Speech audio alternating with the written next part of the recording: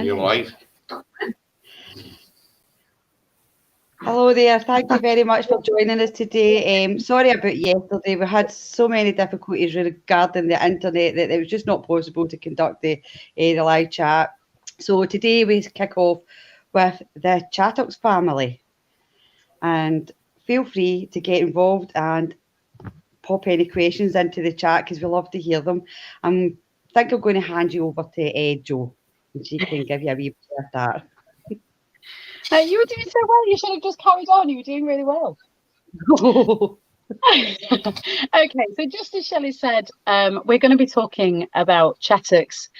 Now, her name wasn't actually Chattox. Chattox was a nickname that was given to her because, just like Demdike, she was getting on in her 80s, and her teeth would chatter, her mouth would chatter, so it would appear that she was chattering all the time. So hence her nickname was Chattox, because she chattered away to herself. Now, again, we look at the scientific kind of facts behind that maybe just like Demdike possibly was, suffering from a little bit of dementia, a little bit of Alzheimer's. There could have been all sorts that was going on inside this 80-odd-year-old lady. But we're going to today talk about the life that she would have led with her daughters, what happened to her, and how she might have been feeling or thinking. So just as Shelley said, if you have any comments or questions, or if you'd like to share something with us, we'd love to hear it. We'd love to hear it because with a tale like this, up to the trials, and even in the trials, there is no 100% right or wrong to telling the story. Some of the facts are there, and I know that we've got our good friend Thomas waiting in the wings with any key dates and stuff that I am likely to mess up on to help us out. So let's get started. So like I say, Chattox was a lady. She was at the time of the trial into her 80s. Let's say, just for argument's sake, around 85-ish. Living to 85 in 1612, was that something that would happen normally? Absolutely not. The rough expectancy for life around those times would be between 30 to maybe 40 years old. Chattox as a person now, let's say she is a young girl. She has a fairly happy life. She gets married to Karen. Do you know who she perhaps married? Do you know who the husband of Chattox was? I can't remember the name, I'm afraid. I think I'll hand you over to Thomas for that one if I can. So we might come back to that one. Did you see the way I tried to bail? Thank you for that. So anyway, so that we know that Chattox, Anne Whittle, was married, and she had two daughters. She had a daughter called Anne and a daughter called Bessie. Or so I think in some things I've read she's called Betsy for some reason, but other things it's kind of going towards Bessie. Mm-hmm. The older one, I'm drawn towards Bessie being the older one. I think so as well, but I'm not 100%. Yeah. I'm drawn between Bessie being the older one. Now, Bessie's not really mentioned a lot through this part of the tale, and we're going to talk about her a little bit later. But it's more focusing on Anne Whittle, Chattox, the mother, and her daughter, Anne Redfern. People around the surrounding villages in the area of Newchurch, where they were to live in West End, were looking for their policewoman, their doctor, the health visitor, the midwife. In 1612, there was none of these. So the only place that they could go to for these things was the village cunning woman. Now, what made this story slightly different to any other story that I've touched on looking at witchcraft was living fairly close together was two families, the Demdikes and the Chattoxes. Now, these were feuding families. They were rivals for each other's business. But just what was Chattox's life like? How did she live? Was she wealthy? Did she have quite a nice place to stay?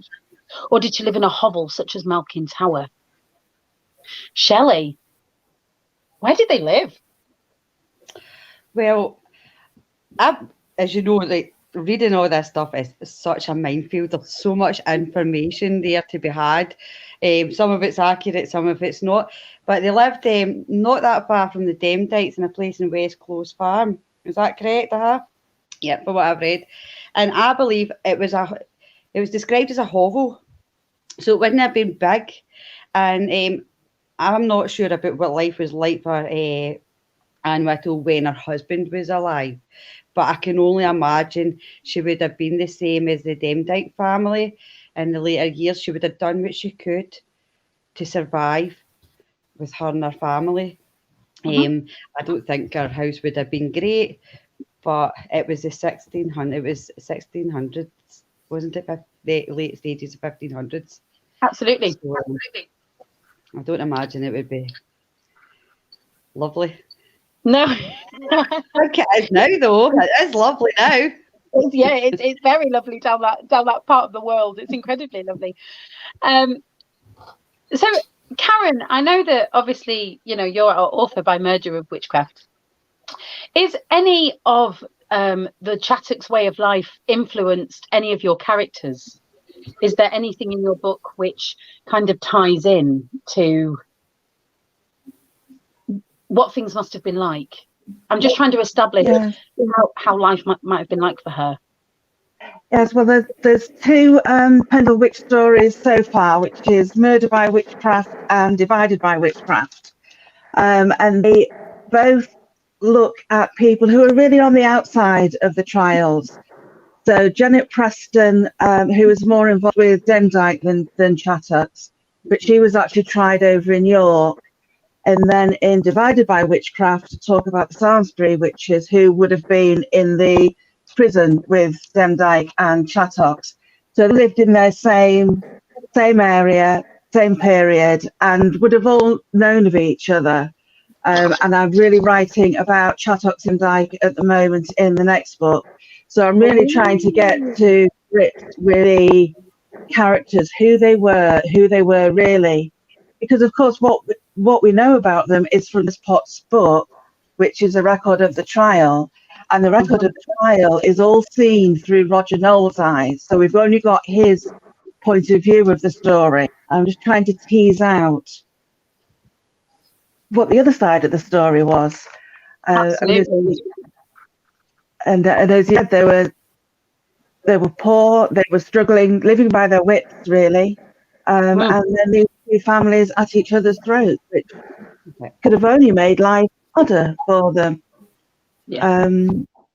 So they would have been in competition with each other as well for commissions, if you like, to cure or heal, whether it's cows or family, or even ale, because that's important as well. You've got to charm the ale if it's been bewitched.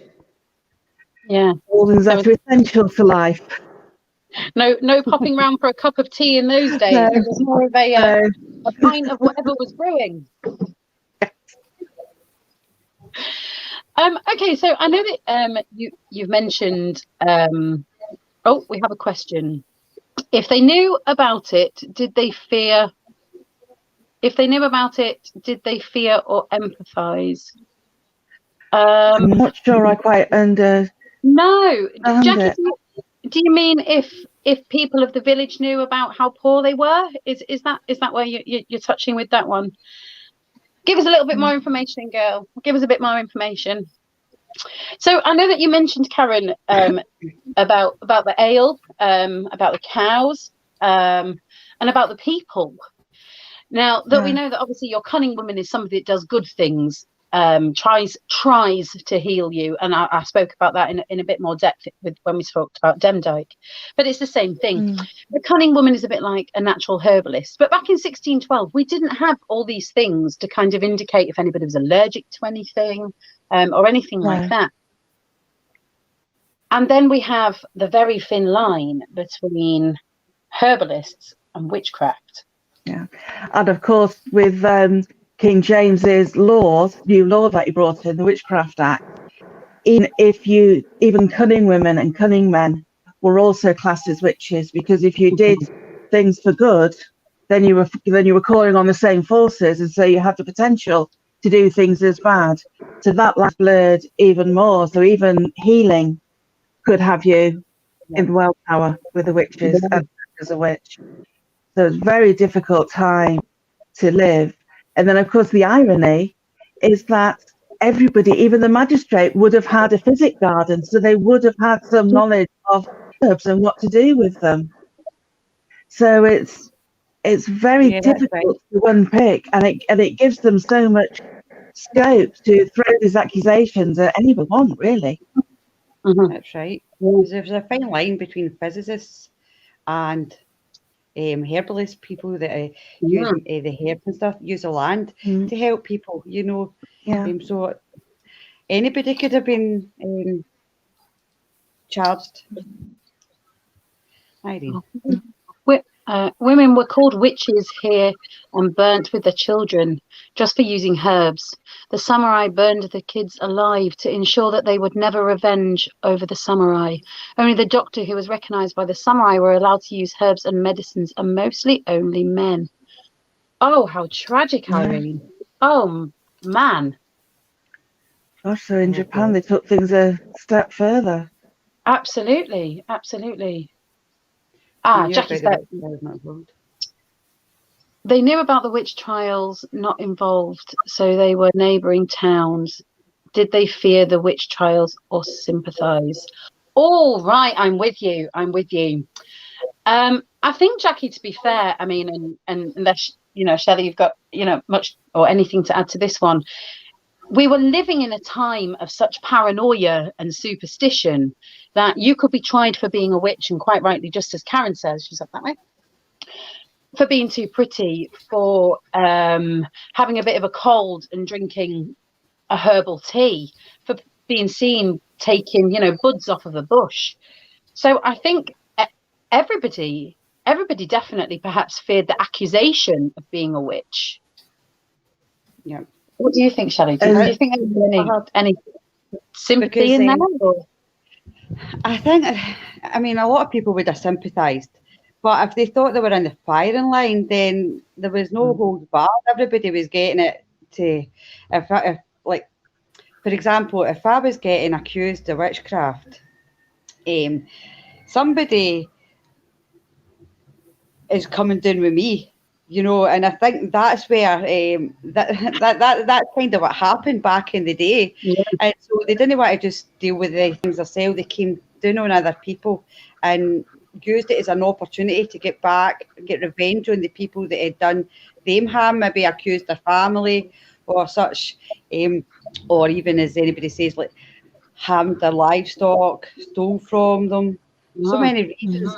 And so there's the people that are getting through under the bus, they'd probably be sympathised with. But and I think the ones that are accusing, they're the ones to be feared from.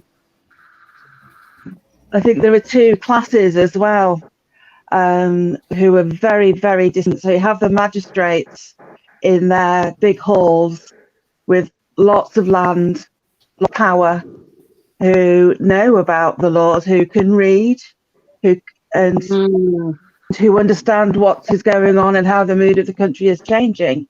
And then you have the common folk who are living off land, who don't read or very little, and they don't understand the changes, and they don't understand that what was acceptable now is treason, essentially. So there's so you've got that dichotomy going as well. Just on that then, Karen, do you believe that perhaps the law was manipulated sometimes to favour certain people or certain classes? Because I know that... Sorry, carry on. No, because we know that obviously Chattox lived on Nutterland. So, and Whittle and her daughter, they lived on Nutterland. Now, my research tells me, this is just a couple of sources where it comes from, I'll post the links if anybody wants to have a look after. They lived rent-free. Yes, that's interesting. What was going on there? That is, well, my imagination is going into overdrive. Is that by fear? Is that by favour? and the Nutters, Robert Nutter, he was a retainer of Richard Shuttleworth, who was a good friend of Roger Nowell, who was the magistrate. So where they just was an old right that they held to be able to live there from before the land was enclosed. But however, they were there living on that land rent free. They were a nuisance. Mhm. Absolutely. And I'm sure a lot of this was about getting them off that land. Yeah. So let's go back to the bewitching of it all. Let's go back to the bones of what actually caused these accusations for Chattox. Now, we know that she also had a name of Mother Chattox, which kind of makes sense because she was the mother of 2 daughters.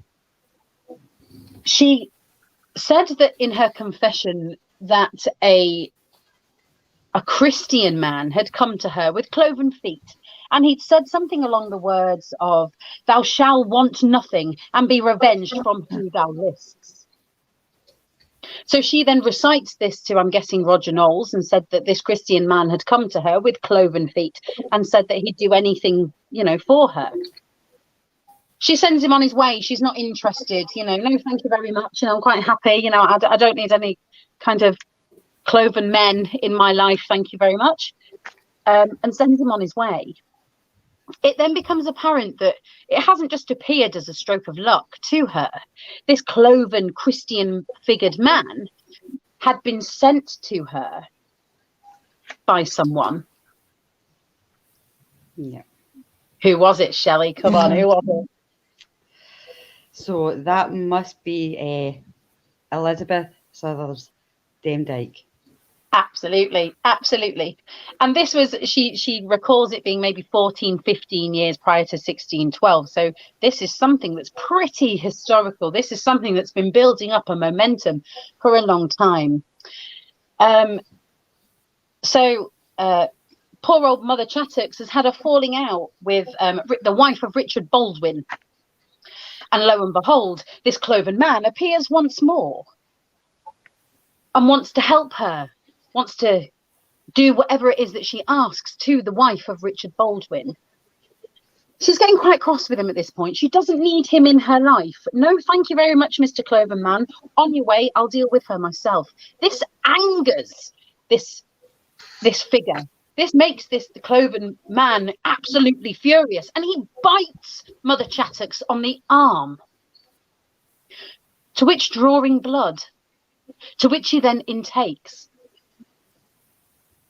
The pact with the devil has been done. Chattox has sold her soul without actually realizing what was to become.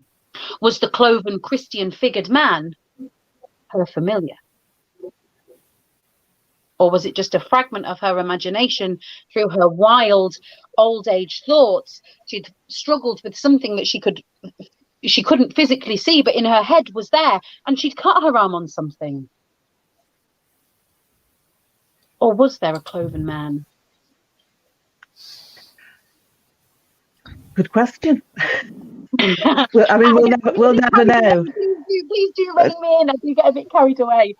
Religious beliefs with their screwy ideas that if you prayed hard enough, you would be cured or cursed if you didn't pray enough. I agree with that, Irene, that the religion plays a huge, if not absolutely phenomenal part in most of the historic stories and tales, certainly this one. That, you could be chastised massively just for having a different religion. So, yeah. And what about the Romani? They were in Britain when they were victimized and accused, or that they were left alone. It was only a village thing, or did they stay away? In my research for Murder by Witchcraft, I looked at the York Castle records, and there were people who were put in there and tried for being a gypsy. That was their only crime. So they were victimized and accused, and they didn't need to be accused of anything at all. No. So that was a very difficult time to live if you weren't part of the establishment. Okay. So just going back to so she's bitten on the arm. Now that I mentioned that they lived on Nutter land. Now, unfortunately, in 1612 we had no phones, we had no cameras. So the image of what people would have looked like is only what we can go by Thomas Potts's account. Now that we know that one of the Nutters had quite a fancy to one of Mother Chattox's daughters. Do you believe that to be right, girls? Well, quite possibly back in the day. Yeah. Yes, that he was their Lord and Master, really. So he could do what he wanted and believed he could take what he wanted. Yeah. So, and for that to make way into the trial note, I don't think that would have been made up. So, yes, I think he wanted Anne. So a force of power was perhaps not on poor Mother Chattox, but on her daughter. Oh, here he comes, Mr. Brody himself. The land at West Close belonged to Lord Shuttleworth. Robert Nutter was his steward. This was why Robert Nutter said, if the land shall ever come to him, Chattox and her daughter would never dwell on it. There you go, Karen. That's pretty much exactly like you said with the tie. So there's the tie there. That's right. Can I just add a wee bit to that as well? Because it seems to me that cousins, the Robert Nutter's cousins, now correct me if I'm wrong, and I know Thomas is there for backup, so it's great. But were they not conspiring, him and his the cousins, the lady, the family, his wife, was it his wife and his cousins, her cousins, conspiring to kill Robert Nutter anyway? They could get that taking power. Yeah. Well done. You really have been researching. Good on, girl. Trying my best. I'm trying my best. Okay, so Robert Nutter basically wanted the pleasure of Anne, but Anne wasn't succumbing to this. She had a different surname, so she was Redfern. Anne wasn't coming to this. She wasn't having any of it. Now, there was a document that I read that this one day Robert come on to her, probably give her a 1612 chat up line, which I'm probably not going to try and recite to you. She dismissed him, wasn't having any of that, and this angered him. He rode away on his horse, and which he was heard to wail into the air, "You will never dwell on this land." So I think that then backs up the fact that we've just had from Thomas, that she wasn't giving in. They weren't ready to lie down, were they? They weren't going to take whatever anybody threw at them lying down. Poor Mother Chattox had fought off the devil, and she was fighting off the landlord. In theory, yes, or the landlord's. And it sounds like it was quite violent because he was in quite a rage when he went. It must have been very embarrassed, and he would not have liked being refused, because as a steward, that was a very prestigious position within a household or within a manor. So so he's furious. I would have. Sorry, Karen. We don't know how far these advances went, how bad it actually was. Because in their days, if a man wanted done what they could to try take it. Yeah. Oh, sorry, that's my ceiling. I've had the phone resting on the laptop, and it's now said your phone's overheating. Oh, better move that then. Sorry, slightly off the ball. I'll just prop it up on a broomstick. Hang on, it's a very nice broomstick. Lovely. Yeah, no. It's full of weird and wonderful things in here. So I definitely agree, and a couple of candles are going to hold it in place as well. I definitely agree that maybe it wasn't just a bit of a kiss and a touch. Maybe it could have quite possibly had the power to go further. Yeah, I would expect it to be attempted rape. That's what I was thinking. And possibly he was caught by her mother. That's possible as well. And he's run away because he knows that what she's capable of, or what he believed she was capable of. Absolutely, good point there. Good point. Anyway, so yeah.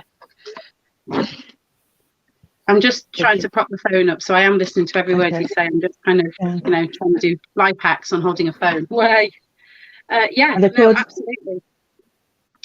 And then according to Dyke, of course, Chattox and Anne Redfern weren't happy to leave it there or to be at his mercy in any way, shape or form, were they?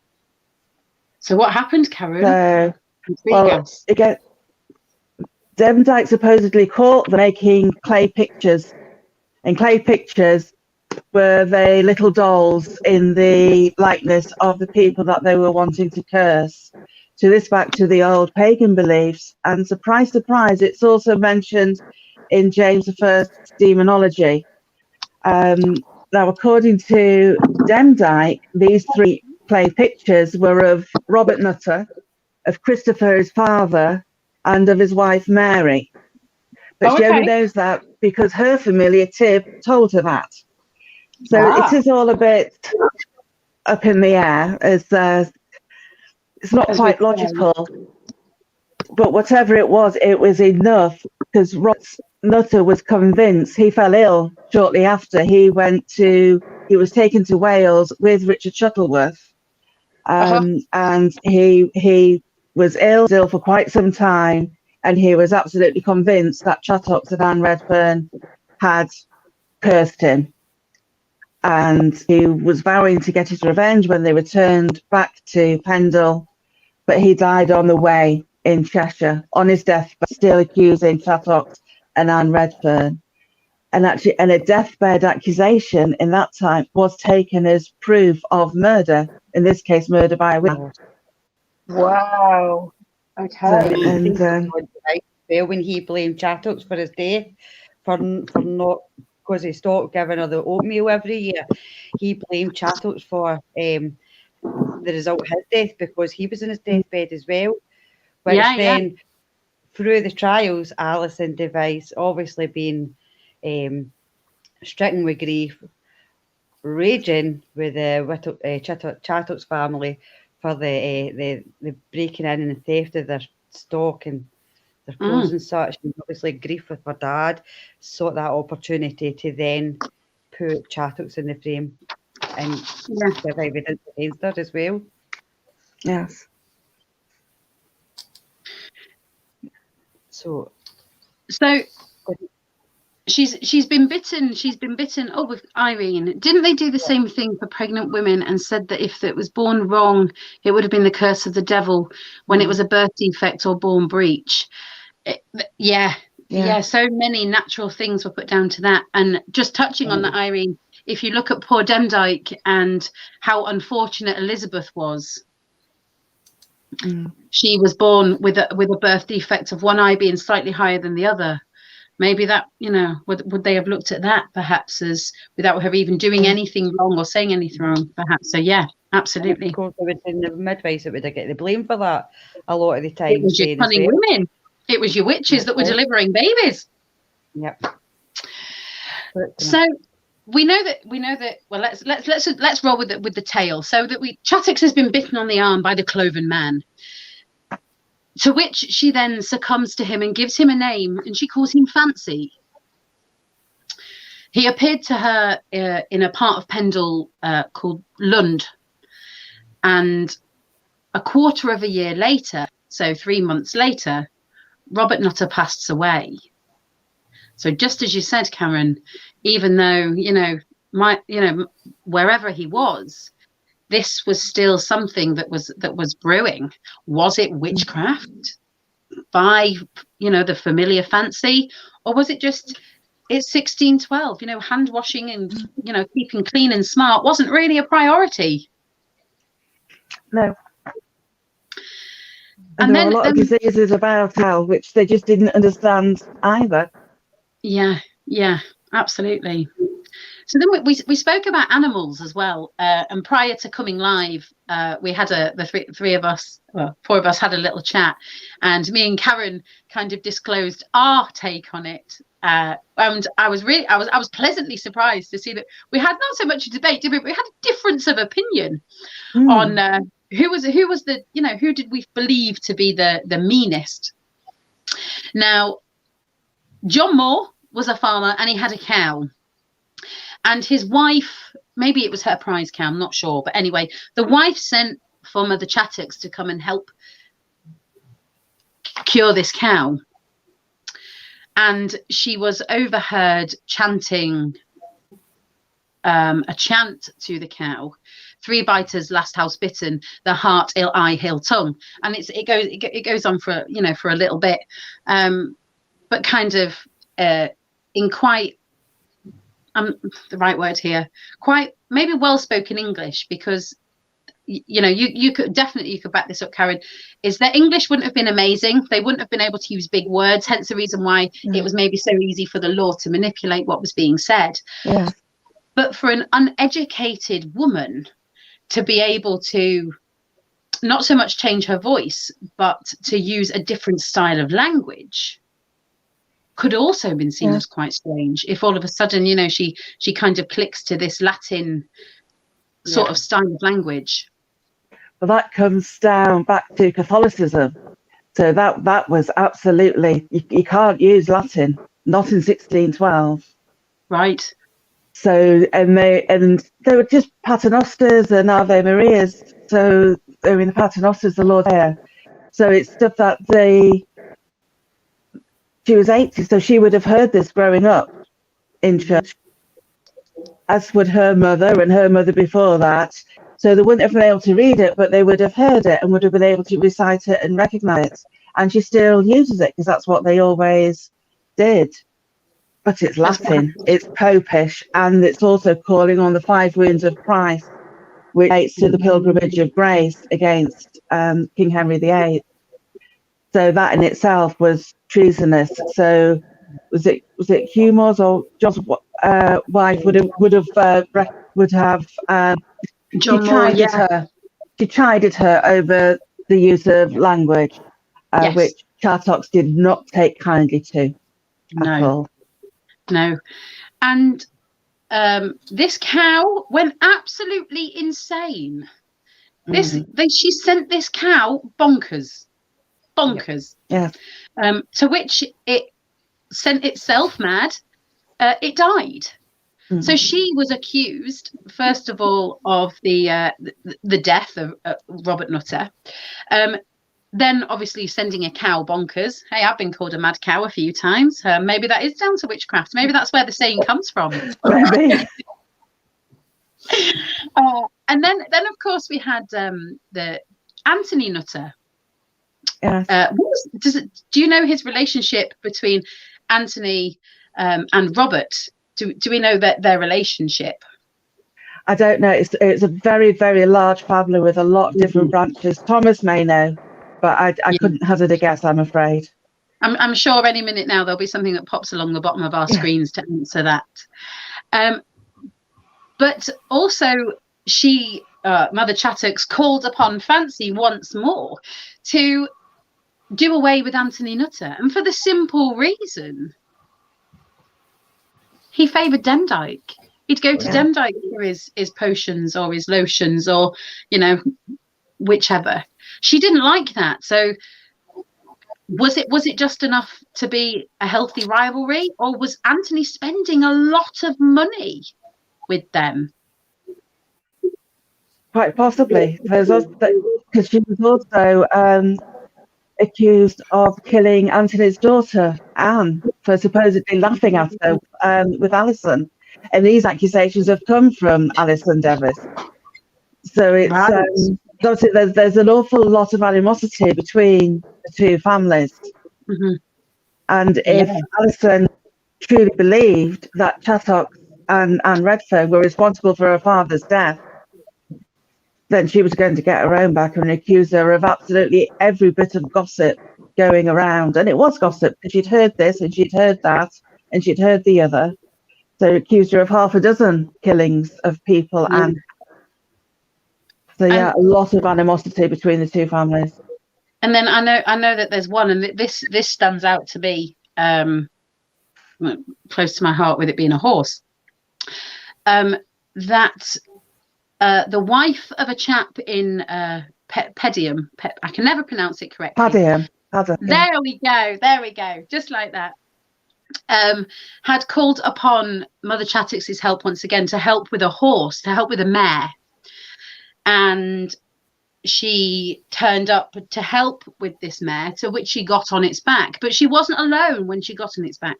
The wife of this chap in Pedium said that another figure was with her, a dark coloured figure, all dressed, you know, in blacks, almost like a shadow of a person.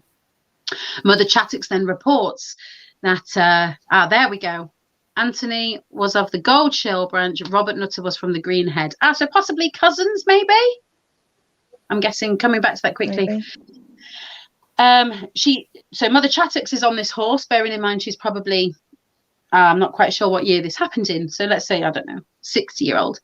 And with a shadowed figure behind her. And they sat upon the mare until it was exhausted. Didn't ride it anywhere, didn't do anything on it.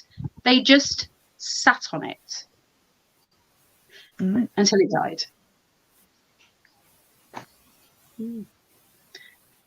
That was an offence that she was hung for. Yeah, absolutely. Hung for, she just sat upon the mare until it died. Now, again, you could back that up with many a fact.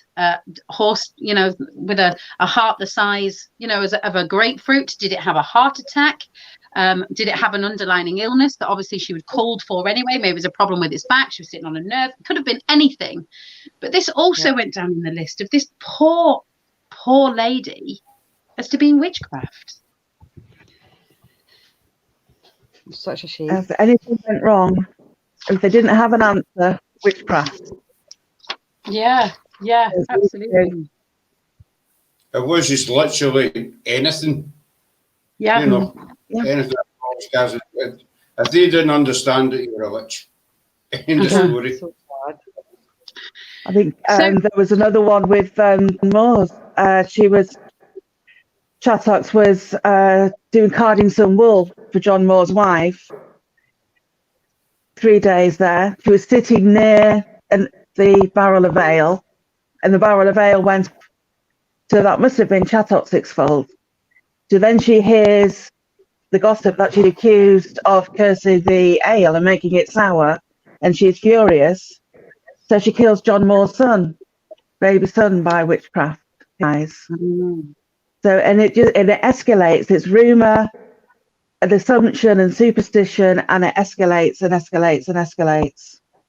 And they don't realise the danger that they're in with all this. They don't understand that things have changed. They see it as an opportunity to get back at each other. But my goodness, they learn the hard way. Yeah. I've been sitting here listening, and I thought it popped into my head, but obviously the accusations of witchcraft were rife. As you said 2 minutes ago, anything could get you accused of witchcraft. So, these people living, especially in these small villages, did they wake up every morning worried, sick, in case, am I going to get accused of witchcraft today? Did they need to try and live their life a certain way in case they done anything out of turn? Do you know what I mean? Absolutely. Maybe after the trials, but not beforehand. Because they didn't know beforehand. But after the trials, I'm sure people would have realised and changed the way they live their lives, and were a lot more careful. Yeah. I mean, I did a lot of research on this, and I'm nowhere near as knowledgeable about this as yous. So, I had a few questions in relating to this that I've wrote down. So, just see if I can make sense of them, right? Go on, fire away. Here we go. Why do you think that these women who lived their whole lives the way they did, by trying to survive by means of helping others, to then suddenly believe that they were doing bad? Was it the coincidental death just too much for them to ignore, or was it that they were terrified of the torture so much that they either confessed to doing these things and possibly believing it to be, then using it as an opportunity to bring someone else down? Well, I think we've actually covered that one a lot. Yeah, I think so. I think that long. Yeah, I think the only one that was definitely I'm a witch, God save my soul, was poor old Alison Device. Yeah. And who right from the beginning, Mhm. I can't reverse my curse, but my grandmother can. But I'm sorry, Mr. John Law, she's dead. Mm. So she's already said that she believes witchcraft to be quite prominently in her family. And then the little things, that little Jeanette said. I mean, I know we're not talking about them, but I think it's very important to your question. Is she reports to Roger Knowles that she's seen her grandmother and her mother flying off on winged horses. This little girl, and just as Karen said earlier, was able to charm or pray in Latin. Yeah. And for such an uneducated child. Now, if anybody out there's got children or around children, 9-year-olds, especially girls, unicorns and fairies, it's all day long. Yeah. So a horse was mentioned. Maybe they were too poor to own a horse, but maybe one day they turned up on a horse. And it was such an amazing sight that this little girl's imagination boomed, and she saw what she interpreted to be a unicorn. Could have been just a white horse. Mm-hmm. So, Maybe. What I kind of was wondering as well, I don't know, I think Joe's froze. oh, are we all back? Oh, you're there. You're there. I'm back. Told you. Living in the sticks. It's a tricky one. Another thing I was wondering was, Alison Device blamed Chattox. Well, actually, John Device on his deathbed claimed that Chattox had actually cursed him to death, and Alice then brought this up. But what I just don't understand is, if this was such a thing, why did old Demdike not just go and say this about Chattox way back when her husband, well, sorry, it wasn't her husband, it was her son-in-law, wasn't it? It was her son-in-law. Yeah. Even Elizabeth Device not even say this. It just there's a lot of things I just wonder. Yeah. I think at the time, they weren't important enough. The magistrates wouldn't have cared.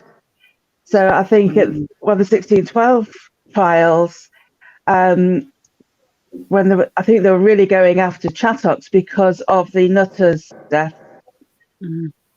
Yeah. So that was important because they were the steward of one of the main landowners in the area. So that was important. That mattered to them. The death of John Devis, they wouldn't have cared. It was it was just the trial started to happen. It was all evidence at the end of the day that they couldn't kind of fight their way away from. So then we're almost there. We've almost done it. It brings us down to we mentioned at the start that Mother Chattox and Whittle had 2 daughters. She had Ad Redfern and she had Bessie. Let's just have a quick chat about Bessie and what we know about her. I in all the years that I've conducted the tour, sadly have to say that Bessie becomes quite forgotten in my tale. As she's not very apparent, she's not arrested, she's not, in the 1612. So I kind of dismiss her. So she is kind of one of my forgotten characters. But from Karen talking to you, you tell me that she wasn't to be messed with. She was maybe our Alison Device. Well, from what I've read, she's the one. I think she's a thief and she's quite violent. So you don't with her. I haven't seen witchcraft being levelled against her, but maybe they were too scared of what she'd do to them if they did so. Because I think she was in Lancaster Jail, in Lancaster Castle, at least twice for theft and theft with violence. And so if you look at the family, you have the 2 witches and also a violent woman who would cause that. So you had both sides there. So yeah, quite a formidable family. What I found in a book entitled "The History of the Witches, the Pendle Witches and the Magic," was that in the following April which would have been April 1613, she is incarcerated in Lancaster for the accusation of witchcraft, and this only comes off of the back of what her mother had done. Possibly. That's a And a third as cliffhanger. well. Get on, Thomas. Well done. So Sorry. speaking of forgotten characters, Chatters appears to have had a third daughter, Janetta Brown, who married John Hartley at Newchurch in 1581. That would make her around 30 years old. Am I right, girls? But 6 boys, 1612. 31. She'd be older. What's happened She'd be to older. her? Yeah. She's done well to stay out of it, hasn't she? Absolutely. So there we go. Another forgotten Pendle people. Yeah. Wow. Yeah. Wow. Oh, we like those, Right. don't we? We all got really excited. Yeah, me too. We all got super excited when we saw that. Thanks, Tom. Yeah. Again, that'll be something that we come back to. Yeah. So Betty has escaped, and so has the third daughter, has escaped the incarceration that lay ahead for her mother and her sister, and which we know they were taken at the same time as Old Demdike and Alison Device and incarcerated up at Lancaster Gaol. Again, same situation we spoke about. There was a cell. They were all put in together. They were chained to the floor. They were starved of daylight, food, mental torture. They were abused. It's very sad, but it was a standard thing in 1612. It's what happened. And in our part 2, we touch about what life was like inside the castle walls for not just the ladies and gentlemen of Pendle, but also quite a lot of the prisoners. It wasn't 3 meals a day and Sky TV, that's for sure. No, it was pretty horrific. and quick plug, in Murder by Witchcraft, I go into quite a lot of detail about what it was like in the jails. In this one, it's Janet Preston at York Castle, but it's very similar. So it's really from that point of view. And I second that. Karen's books are amazing. Yeah. Okay, so life was tough. Life was really tough. Yeah. And it was equally as tough, perhaps, for them as it was the Southerns, the Demdikes. If not maybe tougher, because they had the added pressure of a sexual predator on her doorstep, which is, would be massively uncomfortable anyway. Maybe the fear of, are we going to lose our home? Because, that there was so much that they could have to have. But life was very similar for a lot of our families, and I think we've done well there, ladies and gentlemen. I think we've covered it very well. If anybody watches this back and you're not watching live with us, please do still drop us a message or drop us a comment. We're pretty on it. We're pretty on it, and we'll do our best to answer it. And are we back next week? This is the bit where we over to Karen. Yes. Where are we next week, Karen? Yes. Next week, 10:30, 10:45. I think we're trying the new time, and that will be about Janet Preston, won't it? Oh yes, and her story. Yeah. So yes. Perfect. And I hope you can join us. Yeah. I'm quite happy there that we say Well, if not, we'll definitely see you before. We'll definitely see you before. If not, then you need to be watching us more. If you only watched it once a week, it's not enough. It's not enough. So yeah, well. Right. Thank you, everybody, for watching, commenting, and asking questions. Take care. Yes, thank you, everybody. Wonderful. Thank you. Just before we go, just want to say a big thanks to everybody who came in the chat. But I want to say a huge thanks. Sarah and I were talking, and I want to say I've kind of tagged them with our Pendle team now. Cam, Joe, Shelley, and of course Thomas, who's always got our backs. We think they're doing an absolutely amazing job. of forgotten pendles, exactly what we were looking for, all these names, dates, places that we didn't have a clue about. They all seem to be coming to light, which I think, it's good for all those people that are mentioned that they are remembered. So we want to thank our pendle team, the girls, and Thomas, on the job he's are doing, and they're absolutely doing amazing. And they work really, really hard on digging up the facts and everything for you. So we do hope you're enjoying it. Shelley has done an amazing job this week. She told me earlier on that she's been digging. She got a big shovel, big huge shovel. And she's been digging away for a couple of days. So thanks very much. I wooden shovel. There's Thomas with one wee final point for you.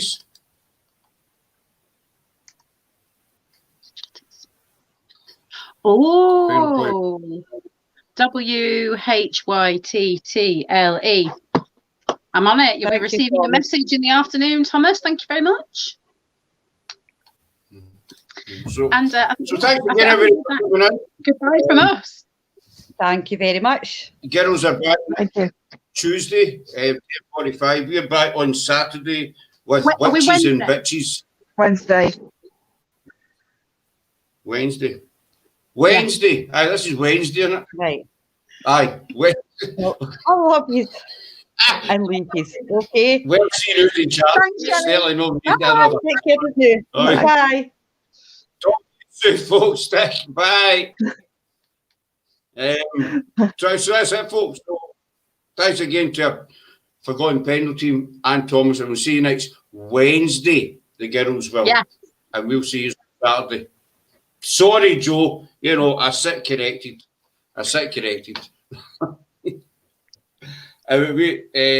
Sarah myself and the team will be back Saturday with witches and bitches at 9 o'clock. Mm-hmm.